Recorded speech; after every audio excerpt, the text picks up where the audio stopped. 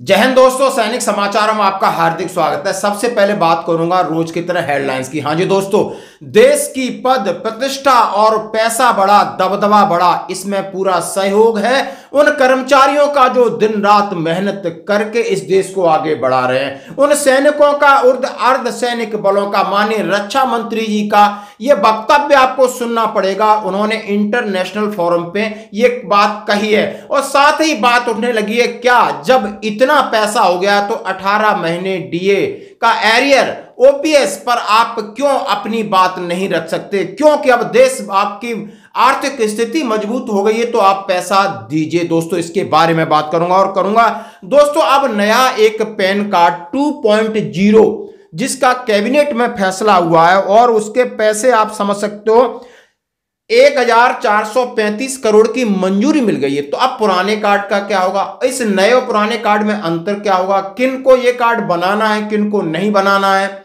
और ये इसमें सिक्योरिटी के साथ साथ आपका ट्रांजैक्शन या आपका भ्रष्टाचार, आपका पैसे, सारी चीज शामिल है। तो अब आपके लिए क्या है निर्देश, अभी आपने पुराना कार्ड चलेगा या नया बनाना पड़ेगा। और बात करूंगा दोस्तों हवलदार विनोद सिंह शेखावत की, जो देश के लिए अपनी जान कुर्बान। और एक और बात, यानी मैं बात करूंगा इसके साथ ही हवलदार विवेक सिंह तोमर, जो कि उन्हें शौर्य चक्र विजेता राष्ट्रपति ने उन्हें दिया, लेकिन शहीद स्मारक अभी तक नहीं बना। नेताओं की बातचीत का क्या भरोसा है, जरा सुनिए। सबसे पहले माइनस टेम्परेचर में ये छलांग देखिए। हाँ जी दोस्तों, जब डिप्लॉय होना हो लेह सेक्टर में और वहां पर आवागमन बंद हो, यानी रोड पर जाना मुश्किल हो, तो आप समझ सकते हो कि जहाज से किस तरह ट्रुप्स नीचे आते हैं, किस तरह गन्स आती है, उसका एक बेहतर एक्साइज और बेहतर नमूना।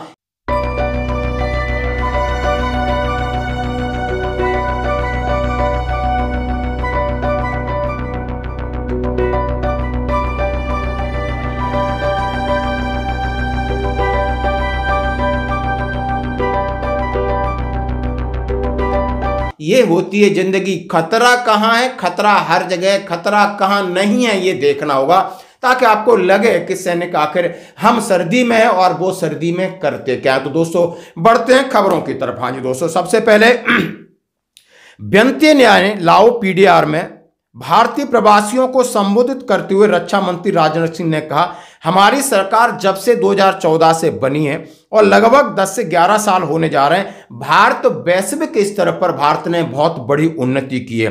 आज जब भी भारत अंतर्राष्ट्रीय फोरम पे बोलता है, प्लेटफॉर्म पे बोलता है, तो सब लोग ध्यान लगाकर सुनते हैं कि भारत क्या बोल रहा है। अभी तक भारत को गरीब देश या गरीबों का देश माना जा रहा था, लेकिन अब तस्वीर बदल गई है। 2014 से हमारी गवर्नमेंट सेंटर में है और मैं दावे के साथ कह सकता हूं 2014 के बाद इंटरनेशनल कम्युनिटी में भारत का स्टेचर बढ़ा है। पहले भारत इंटरनेशनल फोरम पर कुछ बोलता था तो भारत की बातों को जितनी सीरियसली लिया जाना चाहिए, जितनी गंभीरतापूर्वक लिया जाना चाहिए, नहीं लिया जाता था। लेकिन आज इंटरनेशनल फोरम पर भारत कुछ बोलता है तो सारी दुनिया कान खोलकर सुनती है कि भारत बोल क्या रहा है। यह भारत की है, यह कोई छोटी बात नहीं है। अब हमारे प्राइम मिनिस्टर का सम्मान यदि दुनिया किसी देश में होता है, इसका मतलब प्राइम मिनिस्टर जिस कंट्री का प्राइम मिनिस्टर है उस कंट्री का सम्मान हो रहा है। मैंने दुनिया के लगभग 19 देशों में, जहां तक मेरी जानकारी है, 19 कंट्रीज में, कि कितनी है, 17 है, 17 कंट्रीज में उनके यहां का जो सबसे बड़ा सम्मान होता है, उस सम्मान से हमारे प्रधानमंत्री को नवाजा है। आज भारत 5वीं सबसे बड़ी अर्थव्यवस्था है। बड़ी वित्तीय फर्म ने दावा किया है कि 2027 तक भारत दुनिया की तीसरी आर्थिक शक्ति मजबूत बन के उभरेगी। उन्होंने ये भी सारी चीजें इसके साथ साथ कहा है कि यदि आप भारत में if you want to future come to India, if you want to feel future come to India, पूरे देश को, पूरे दुनिया को यह बता दिया है कि भारत में बदलते इस राजनीतिक परिवेश में भारत ने बहुत बड़ी तरक्की की है। बिल्कुल आप इनका भाषण का एक एक शब्द सुनिए। उन्होंने कहा है कि यदि बात हो पद की, बात हो प्रतिष्ठा की, बात हो पैसे की, बात हो दबदबे की, तो हर जगह भारत आगे बढ़ रहा है। 2027 तक तीसरी महाशक्ति, अर्थ महाशक्ति, और 2047 तक उन्होंने कहा हम दुनिया पर राज करेंगे। बिल्कुल सही बात है। और मैं बात कहना चाहता हूं, 140 करोड़ लोगों का सम्मान होता है जब माननीय प्रधानमंत्री का सम्मान होता है। देश, अलग अलग देश अपने सर्वोच्च जो उनका सम्मान है उसको उस पद से माननीय प्रधानमंत्री को नवाजते हैं। भारत की इकोनॉमी की बात की जा रही है। तो दोस्तों इसके साथ 140 करोड़ जनता के बीच में 1 करोड़ केंद्रीय कर्मचारी और पेंशनर है मिला जुला के। आप 140 करोड़ का 1 करोड़ आप परसेंटेज लगा दीजिए, कितना परसेंट होता है? मानो 1% से भी कम है। इसके ऊपर अब बात हो रही क्या आप 18 महीने का डीए डीआर का एरियर उनको दे दीजिए, जब ये सारी चीज आपने अपनी लीडरशिप में तो की है, लेकिन इनको अमली जामा पहना है उन कर्मचारियों ने, उन सैनिकों ने, अर्धसैनिक बलों ने, हर एक डिपार्टमेंट के, जिनका कोरोना काल में आपने 18 महीने का जो डीए और डीआर रोक के रखा था। वो बात कर रहे हैं वो लोग, यानी कितने लोग हैं 140 करोड़ में से मुट्ठी भर लोगों को आप ओपीएस नहीं दे पा रहे? क्यों ओल्ड पेंशन सिस्टम नहीं दे पा रहे? क्यों उनकी वृद्धावस्था में उनका जीवन सिक्योर हो, सुरक्षित हो और स्वावलंबी हो, स्वाभिमानी हो, जिसके लिए आपने बोला है कि इजी ऑफ लाइफ, जो पुराने लोगों के लिए, ये मांग के ऊपर अब सवाल उठ रहे हैं। माननीय रक्षा मंत्री जी का भाषण इस बड़े फॉर्म पे आप देख सकते हो। हमें इसमें बात में खुशी है, देश हमारा है, आगे बढ़ रहा है, अंतरराष्ट्रीय लेवल पर इसका दबदबा हो रहा है, पैसा बढ़ रहा है, खुशी की बात है। लेकिन एक पहलू ये भी है जहां पर आज मांग जायज है, क्योंकि हमारे घर में पैसा है तो हम पैसा मांगेंगे। आपकी क्या राय दोस्तों? अब मैं बात करूंगा पैन कार्ड के ऊपर। हाँ जी दोस्तों, हर किसी के सवाल हैं कि पैन 2.0 को कैबिनेट की मंजूरी के बाद क्या बेकार हो गया है मौजूद आपका पैन कार्ड? जानिए इससे जुड़े सभी सवालों के जवाब। ये आपको बड़े आसानी से सुनना होगा। पैन कार्ड हमारा अहम दस्तावेज है, जहां पर हमारे फाइनेंशियल ट्रांजैक्शन, हमारे अकाउंट सब कुछ जुड़े हैं। ये हमारा एक पैसा जाता है या एक पैसा हमारे पास आता है तो इसकी सारी डिटेल्स में रहती है। और इसी को, और क्या इन्होंने 2.0 की आवश्यकता क्यों ही? अभी हमें क्या करना है, इस सारे सवालों के जवाब। यानी केंद्र सरकार ने पैन 2.0 प्रणाली को लागू करने के लिए 1435 करोड़ रुपए की योजना की मंजूरी दे दी है। तो आप ये कह सकते हैं कि मंजूरी के बाद इस नए सिस्टम का उद्देश्य मौजूदा पैन कार्ड को डिजिटल रूप से अपग्रेड करना, टैक्स प्रक्रिया को अधिक पारदर्शी बनाना, वित्तीय लेन देन को सुरक्षित बनाना। मौजूदा पैन कार्ड धारकों को चिंता करने की जरूरत नहीं है, क्योंकि उनका कार्ड वैध बना रहेगा। आपने शॉर्ट में समझ लिया, हमारा ये कार्ड रहेगा लेकिन इसको मॉडिफाइड होगा, इसके अंदर मॉडिफिकेशन क्या होगा, उसके लिए और क्या करना है, कार्ड यही रहेगा। और जो नए कार्ड बनेंगे वो एक नई प्रक्रिया होगी। लेकिन जो मैक्सिमम कार्ड है उनको भी उन्होंने अपग्रेड की बात कही। क्या अपग्रेड होगा? क्या है पैन 2.0? पैन 2.0 मौजूदा परमानेंट अकाउंट नंबर सिस्टम का अपग्रेड संस्करण है, यानी इसको और अपग्रेड किया गया है। नया सिस्टम डिजिटल सिक्योरिटी को मजबूत करेगा, टैक्स पेयर के लिए कागज रहित प्रक्रियाओं को बढ़ावा देगा। इसके अंतर्गत ई पैन को अनिवार्य किया जाएगा, जिससे आपको पैन नंबर तुरंत और डिजिटल रूप से प्राप्त होगा। यानी आप समझ सकते हो इसका जो पैसे का ट्रांजैक्शन है उसकी पारदर्शिता। हाँ जी दोस्तों, आपका टैक्स है तो आपको सीधा आपके ऑनलाइन सारी मैसेज आ जाएगी मोबाइल के ऊपर, आपको बहुत बड़ी प्रक्रिया से नहीं गुजरना पड़ेगा। इसके मेन फीचर्स क्या हैं? डिजिटल सिक्योरिटी में किस प्रकार सुधार है? उन्होंने कहा है कि डेटा चोरी, फर्जीवाड़े को रोकने के लिए अत्याधुनिक सुरक्षा उपायों के साथ आएगा। यह डिजिटल लेन देन को सुरक्षित बनाएगा, पैन कार्ड सिस्टम को फुल प्रूफ बनाएगा।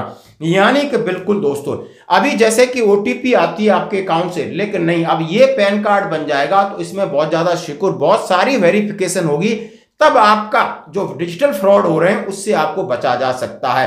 पूरी ट्रांसपेरेंसी होगी, पूरा ट्रांजैक्शन होगा, लेकिन बहुत सारी सिक्योरिटी एक्सपेक्ट के लिए उन्होंने बोला है। ई पैन की अनिवार्यता, अब पैन कार्ड पूरी तरह डिजिटल होगा। अब नया पैन कार्ड आवेदन करने वालों को ई पैन कार्ड के रूप में तुरंत मिलेगा, जिसे कागज आधारित प्रक्रिया खत्म हो जाएगी। यानी अब ई पैन कार्ड मिलेगा जो नए हैं।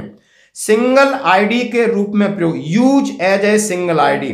पैन 2.0 भविष्य में पैन कार्ड सभी वित्तीय सेवाओं के लिए और एक यूनिवर्सल आईडी के रूप में स्थापित होगा। यानी आपकी सारी डिटेल इसमें कनेक्टेड होगी, आधार कार्ड, अकाउंट, पूरी फैमिली डिटेल, आपकी आईडी बनेगा। अब ये आधार से इंटीग्रेशन, यानी उनका आधार के साथ लिंक पहले से अनिवार्य है, इसके जरिए वित्तीय डाटा को एकीकृत किया जाएगा। इससे टैक्स प्रणाली को ट्रांसपेरेंट किया जाए। आधार से इंटीग्रेशन की आपने बात देख ली। मौजूदा पैन कार्ड धारकों के लिए क्या है खास? यदि मौजूदा हम पैन कार्ड वाले हैं तो उनके लिए हमारी लिस्ट क्या है? What is the special for existing pan card holder? नया आवेदन नहीं करना है। जिसके पास पहले से पैन कार्ड है उन्हें नया पैन कार्ड बनाने की आवश्यकता नहीं होगी। मौजूदा पैन कार्ड अपने आप डिजिटल सिस्टम में अपग्रेड हो जाएगा। बिल्कुल, हाँ जी दोस्तों, मैसेज भी आएगा, अपना नंबर भी याद रखना, सारी चीजें होंगी, ऑटोमेटिक नहीं होगा, उसमें आपके साथ पूछा जाएगा। तो डिजिटल सिस्टम में अपग्रेड होगा आपका पैन कार्ड। डेटा कनेक्टिविटी में सुधार, पुराने पैन कार्ड का डेटा नए डिजिटल मानकों के साथ जोड़ा जाएगा। इससे लेन देन और टैक्स फाइलिंग में तेजी आएगी। आपने सुना होगा जो इसका अंदर का सॉफ्टवेयर है वो बदला जाएगा, ये क्लियर है। पैन 2.0 से जुड़े फायदे, बेनिफिट ऑफ पैन 2.0, तेज और सुरक्षित लेन देन, फर्जीवाड़े पर रोक, पारदर्शी टैक्स प्रणाली, सिंगल प्लेटफॉर्म सुविधा यानी आईडी है, और ये 4 इसमें फायदे हैं। सरकार का उद्देश्य डिजिटल इंडिया मिशन को मजबूत करना, टैक्स पेयर के लिए सुविधाजनक वातावरण तैयार करना, पैन कार्ड को सभी वित्तीय लेन देन के साथ जोड़कर सरकार टैक्स चोरी पर लगाम लगाएगी। ये इसका मेन काम है, टैक्स चोरी। अभी आप टैक्स चोरी नहीं कर सकते, अभी बहुत सारे लोगों ने इसके साथ फ्रॉड हुए हैं, उस पर लगाम लगाएगी। उन्होंने कहा है भविष्य में बदलाव की दिशा, 2.0 प्रणाली भारत के टैक्स सिस्टम को एक नई दिशा में ले जाएगी। इसमें वित्तीय डेटा के साथ इंटीग्रेशन प्रक्रिया होगी, और ये आप देख सकते हो बैंकिंग सब चीजें हैं। ये आपके और कोई सवाल है तो आप पूछ सकते हो दोस्तों। अब बढ़ते हैं एक और अगली खबर की तरफ। जहां जी दोस्तों, जैसे कि मैं आपके सामने बात शेयर कर रहा हूं कि हवलदार विनोद सिंह शेखावत जो झुंझुनू में शहीद हो गए थे, और उनकी शहादत पर आप देख सकते हो उनके परिवार में कौन कौन था। पंचतत्व में विलीन हुए शहीद विनोद सिंह शेखावत, 10 साल के बेटे ने दी मुखाग्नि, बेटियों ने किया सैल्यूट।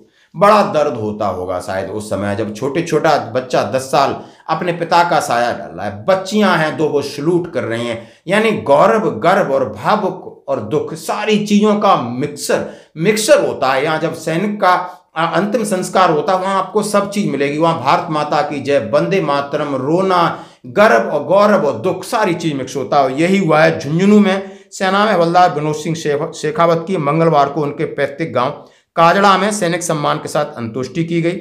सुबह उनकी पार्थिव देह सूरजगढ़ पहुंची। सेना में हवलदार विनोद सिंह शेखावत मंगलवार को उनके पैतृक गांव में हुआ, और उनकी बेटी नैसी और खुशी ने कहा कि हमारे पापा की शहादत पर गर्व है। 10 साल के बेटे राजवर्धन ने मुखाग्नि दी। सेना के अधिकारियों, जिला कलेक्टर, दोनों बेटियों पुत्र सही सेना की ड्रेस और तिरंगा उनको भेंट किया। इससे पहले जब पार्थिव देव वहां पर पहुंची, वीरांगना सुमन कमर, वीरांगना यानी उनकी पत्नी, अंतिम दर्शन की लाया गया। वीरांगना पार्थिव देह से लिपटकर रोने लगी। यह देखकर सभी लोग भावुक होकर रोने लगे। वहीं बेटियां भी जिला सैनिक कल्याण अधिकारी से लिपटकर अपने पिता को वापस लेने के लिए बिलख पड़ी। क्या होता है मंजर आप देख सकते हो। और किस तरह आशा हुआ था, यानी सर्विलेंस ड्यूटी के दौरान उनकी तबीयत बिगड़ी थी। यानी इम्फाल मणिपुर में स्थित सिजा हॉस्पिटल में रिसर्च में ले जाया गया। यानी वहां पर वो तैनात थे और रात ड्यूटी में 11:40 पर उन्हें तबीयत खराब हुई और मणिपुर हॉस्पिटल में ले गए, और रात 2:30 बजे उनका अंतिम उन्होंने सांस ली दोस्तों। और बाकी सेना और प्रशासन वहां पर पहुंचा, ये आप देख सकते हो। अभी बढ़ते हैं ग्वालियर के पास, आप मुरैना डिस्ट्रिक्ट, एक रूहर गांव, वहां पर विवेक सिंह तोमर जो कि शहीद हुए थे -52 डिग्री टेम्परेचर में। वहां पर एक बिल्डिंग में आग लगी थी, तो वहां पर अपने जवानों को बचाने के लिए धुएं में कूद करके जवानों को मशीन को बंद किया और जवानों को निकाले, लेकिन उनका दम घुटने से उनकी वीर गति हुई थी। महामहिम राष्ट्रपति महोदय ने उन्हें शौर्य चक्र से नवाजा गया था। उसके बाद उनका अंतिम संस्कार उनके गांव में हुआ। नेता आए, सब लोग आए, प्रशासन आए और उन्हें शहीद स्मारक की वादा करके गए, लेकिन आज तक शहीद स्मारक नहीं बना है। वो खुद अपने पैसे से, आप देख सकते हो वहाँ ट्रैक्टर चल रहा है, वो जगह बना रहे हैं। जगह सरकारी थी, गांव की थी, और वहां पर शहीद स्मारक बन रहा है। तो और वहां पर नेता हैं जो संसद जी महोदय, उनकी भी बात सुनिए कि फाइल गई है, फाइल आएगी, फाइल चली जाएगी। रूअर में विवेक सिंह तोमर के जो परिवार के लोग मेरे पास आए थे और मैंने कलेक्टर साहब से वो पूरा उनका आदेश करा दिया, धर्मेंद्र उसका भाई, और उसमें आदेश जमीन के हो गए हैं। और माननीय सांसद जी ने कलेक्टर मुरैना को फ़ोन किया और मेरे को कलेक्टर से बात हुई। कलेक्टर ने धर्मेंद्र को बुलाने के लिए मुझसे कहा तो मैं उनको घर से लाया और पूरी व्यवस्था हो गई। उसका आदेश जमीन का हो गया है और आदेश होने के बाद सांसद निधि से पैसा भी जारी होने की 1-2 दिन में तरकीब प्रक्रिया चल रही है। आज सांसद जी आ जाएंगे तो उनके दस्तखत भी उस पर हो जाएंगे नोटशीट पे, और फाइनल उस पार्क को बनाने का काम शासन करेगा। माननीय सांसद जी की निधि जितनी भी खर्च होगी उसमें 5 से 10 लाख 20 लाख वो माननीय सांसद जी उसे खर्च करने को तैयार हैं और पूरी बात हो चुकी है। उन्होंने आदेश दे दिए हैं कि मैं दूंगा पैसा, उसकी जमीन का भी प्रकरण और आदेश जारी करें। लेकिन यहाँ पर प्रायोरिटी या प्राथमिकता की बात नहीं कहते। उस समय सब आते हैं, सब अपने फोटो खिंचाते हैं, चले जाते हैं, लेकिन दर्द और दुख पीछे छोड़ के चले जाते हैं। जो कि परिवार को जब वादा किया उन्होंने तो अपने पिता के लिए या अपने बेटे के लिए और अपने भाई के लिए वो परिवार शहीद स्मारक अपने पैसे से बना रहा है। क्या ये सही है? प्रशासन यानी मध्य प्रदेश सरकार को मामला संज्ञान में लेना चाहिए। माननीय मुख्यमंत्री मोहन यादव से हम प्रार्थना करते हैं कि इस मामले को संज्ञान में लें और वहाँ के अभी जो वर्तमान सांसद हैं, जो पहले भूतपूर्व सांसद थे सिमंगल सिंह तोमर, शायद उनके संज्ञान में मामला पहुँच गया है और जल्दी ही उसके परिवार की मदद करें और शहीद स्मारक का निर्माण करें। आज की खबरों में इतना ही। बने रहिए हमारे साथ। धन्यवाद। भारत का सम्मान है, यह प्राइम मिनिस्टर का व्यक्तिगत सम्मान नहीं है, यह भारत का सम्मान है। यह कोई छोटी उपलब्धि नहीं है। और भारत की इकॉनमी की साइज को देखकर पहले भारत लोग कहते थे गरीबों का देश है, पुअर कंट्री है, लेकिन आज भारत की वैसी स्थिति नहीं है। अब इंटरनेशनल कम्युनिटी जैसा मैंने बताया धारणा बदल गई है। 2014 के पहले भारत इकॉनमी की साइज के मामले में दुनिया के देशों में 11वें स्थान पर था, 11th पोजीशन थी। और 7-8 वर्षों के अंदर ही यही भारत जंप लेकर इकॉनमी की साइज के मामले में दुनिया के देशों में 5वें स्थान पर खड़ा हो गया।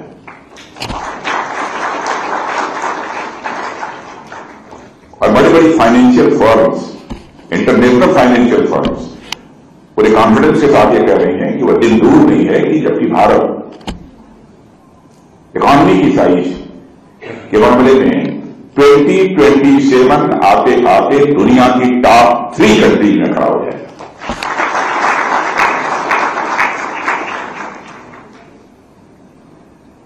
ये तो मेजर अचीवमेंट है। और हमारे प्राइम मिनिस्टर ने कहा है कि 2047 आते आते हमारा देश डेवलप्ड कंट्री बनेगा। डेवलप्ड कंट्री बनेगा तो कहां खड़ा होगा? एक तरफ अमेरिका, दूसरी तरफ चाइना, कहां खड़े होंगे भी फोरकास्ट नहीं करना चाहते। लेकिन लक्ष्य बड़ा है, टारगेट बड़ा है, यह हम लोग को लीजिए।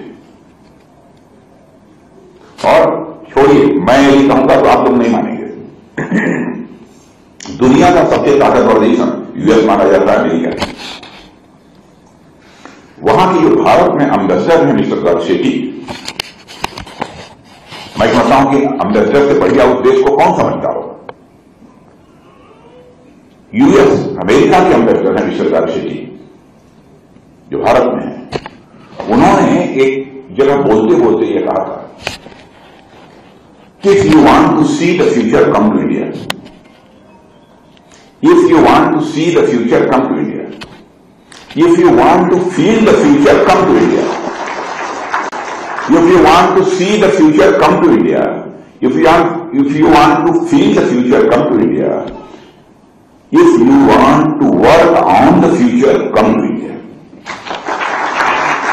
अब आप समझ लीजिए भारत क्या है। ज्यादा कुछ कहने की स्थिति नहीं है।